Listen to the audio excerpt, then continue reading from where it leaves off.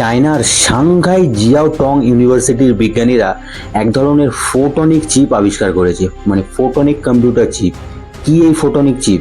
ফোটনিক chip হলো এখনের যেসব নর্মাল চিপ আমাদের স্মার্টফোনে বা কম্পিউটারে ব্যবহৃত হয়, সেগুলো ইলেকট্রিকের মাধ্যমে চলে, মানে ইলেকট্রিক ব্যবহার করে চলে।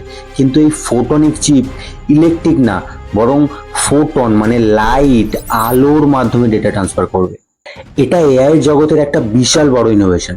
তার কারণ চ্যাট জিপিটি, জেমিনি এবং বিশ্বের যেসব বড় বড় এআই কোম্পানিগুলো আছে, এই এআই মডেলকে চালানোর জন্য তারা প্রায় সবাই এনভিডিয়ার এআই চিপ ব্যবহার করে। আর এনভিডিয়ার ম্যাক্সিমাম এআই চিপ ইলেকট্রিকের মাধ্যমে চলে, মানে ইলেকট্রনিক চিপ। আর চায়নার এই চিপ ফোটনিক চিপ, মানে আলোর মাধ্যমে ডেটা ট্রান্সফার করে। এই চিপ বাজারে এলে সব থেকে বেশি সুবিধা এআই কোম্পানিগুলির হবে। তার কারণ ইলেকট্রিক খরচ অনেকটাই কমবে, এবং যেহেতু ফোটনিক চিপ আলোর মাধ্যমে ডেটা ট্রান্সফার করে, তাই হিটও কম হবে। তাই ডেটা সেন্টারগুলিকে ঠান্ডা রাখার জন্য যে প্রচুর পরিমাণ জলের ব্যবহার হয়, সেই জলের ব্যবহারও কমবে। আর আরেকটা জিনিস, এআই চিপের জগতে এনভিডিয়া, মানে আমেরিকার এনভিডিয়া কোম্পানির যে একটা মনোপলি আছে, সেই জন্য ডোনাল্ড ট্রাম্প যে কোনো দেশকে যখন খুশি মানা করে দিতে পারে, আমি তোমার দেশকে চিপ দেব না।